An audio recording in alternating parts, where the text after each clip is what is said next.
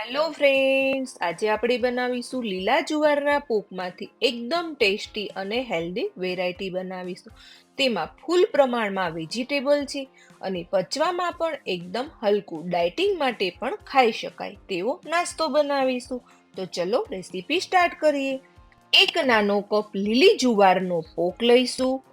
એક નંગ બારીક ચોપ કરેલા કાંદા, એક નંગ ગાજર છીણેલું છે, કટિંગ કરેલું લેવું હોય તો પણ લઈ શકાય છે. 2 ટેબલ સ્પૂન ધાણા, 2 નંગ ટામેટા, 3 નંગ લીલા મરચાના ટુકડા, 1 ટીસ્પૂન ગરમ મસાલો, 1 ટેબલ સ્પૂન લસણની પેસ્ટ છે.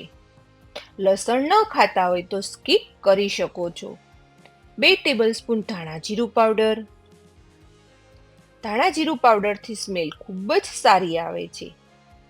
અને 1 ટેબલ સ્પૂન વ્હાઈટ તલ એડ કરેલા છે. વ્હાઈટ તલથી એકદમ ક્રન્ચી ટેસ્ટ આવે છે. 1 ટીસ્પૂન હળદર પાવડર, 1 ટીસ્પૂન હિંગ અને સ્વાદ અનુસાર સોલ્ટ. સોલ્ટ તમારા સ્વાદ અનુસાર એડ કરી શકો છો. અને 1 ટીસ્પૂન મરી પાવડર. મરી પાવડર એડ કરવાથી પચવામાં એકદમ હલકું રહે છે. આ બધા જ મસાલાને એકદમ સરસથી મિક્સ કરી દેવાના છે.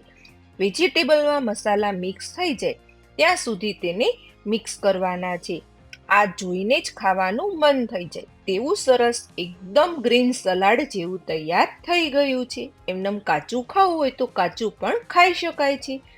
ત્યારબાદ તેમાં 1 કપ જુવારનો લોટ એડ કરવાનો છે અને 2 ટેબલ સ્પૂન ચણાનો લોટ. ચણાનો લોટ આપણે બાઇન્ડિંગ માટે એડ કરીએ છીએ અને 1 ટીસ્પૂન તેલ એડ કરવાનું છે. હવે આ બધા જ મસાલાને હાથની મદદથી સરસથી મિક્સ કરી દેવાના છે. આમાં આપણે પાણી એડ નથી કરતા. વેજીટેબલમાં પાણીનું પ્રમાણ ભરપૂર હોય છે, એટલા માટે પાણી એડ કરવું નથી પડતું. જો જરૂર પડે તો જ પાણી એડ કરવાનું છે, પણ પાણી વગર જ આપણો લોટ એકદમ સરસથી મિક્સ થવા લાગ્યો છે. આ રીતે રોટલીનો લોટ જે રીતે બાંધીએ છીએ તેવી રીતે આ લોટનું બાઇન્ડિંગ આવી ગયું છે. વેજીટેબલ તમે તમારા ટેસ્ટ અનુસાર વધારે ઓછા કરી શકો છો. આ નાસ્તો ડાયટિંગમાં પણ ખાઈ શકાય તેવો હેલ્ધી બને છે. હવે બંને હાથમાં તેલ લગાવી દેવાનું છે અને મીડિયમ સાઈઝનો લુવો લેવાનો છે. આ રીતે મીડિયમ સાઈઝનો લુવો લઈને તેને આંગળીઓની મદદથી બંને સાઈડથી થેપી દેવાનો છે. એકદમ પતલો પણ નહીં અને એકદમ જાડો પણ નહીં, તે રીતનો થિકનેસ રાખવાનો છે. આ રીતે થેપલીની જેમ થેપી દેવાનો છે. અહીંયા મેં મીડિયમ સાઈઝના કરેલા છે. તમે મોટું પણ એક સાઈઝનું બનાવી શકો છો. આ નાસ્તો નાનાથી લઈ મોટા બધાને ભાવે તેવું એકદમ ટેસ્ટી બને છે અને તેના સારા લુક માટે તેની બંને સાઈડ આપણે વ્હાઈટ તલ લગાવી દેવાના છે, જેથી એકદમ ક્રિસ્પી અને એકદમ ટેસ્ટી લાગે છે. હવે ત્યારબાદ આપણે એક પેન લઈશું. પેન ગરમ થાય ત્યારબાદ તેમાં 2 થી 3 ટીપા તેલ લગાવી દેવાનું છે. તેલ લગાવ્યા બાદ આપણે જે થેપલી કરેલી હતી તે એડ કરી દેવાની છે અને તેની ફરતું 2 થી 3 ટીપા પાછું તેલ લગાવી દેવાનું છે. ગેસની ફ્લેમ મીડિયમ ટુ લો જ રાખવાની છે. અહીંયા મેં નાની નાની પેનકેક જેવું કરેલું છે.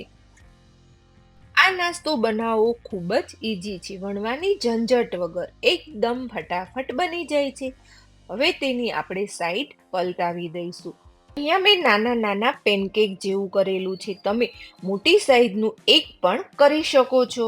ફ્રેન્ડ્સ, આ રીતે 1 થી 2 મિનિટ કૂક કરવાનું છે. આ રીતે તાવીથાની મદદથી પ્રેસ કરતા જઈશું અને બંને સાઈડ સરસથી ક્રિસ્પી કરવાનું છે.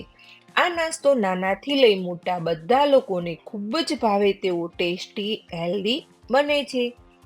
બંને સાઈડ એકદમ સરસથી ક્રિસ્પી આપણો નાસ્તો તૈયાર થઈ ગયો છે. તો તેને આપણે સર્વિંગ પ્લેટમાં લઈ લઈશું. સાથે ગ્રીન ચટણી, કેચઅપ સાથે સર્વ કરીશું.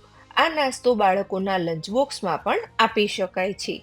તેવો ટેસ્ટી અને હેલ્ધી તૈયાર થયો છે. જો મારો વિડીયો પસંદ આવે તો લાઈક કરજો, શેર કરજો અને સબસ્ક્રાઈબ કરજો.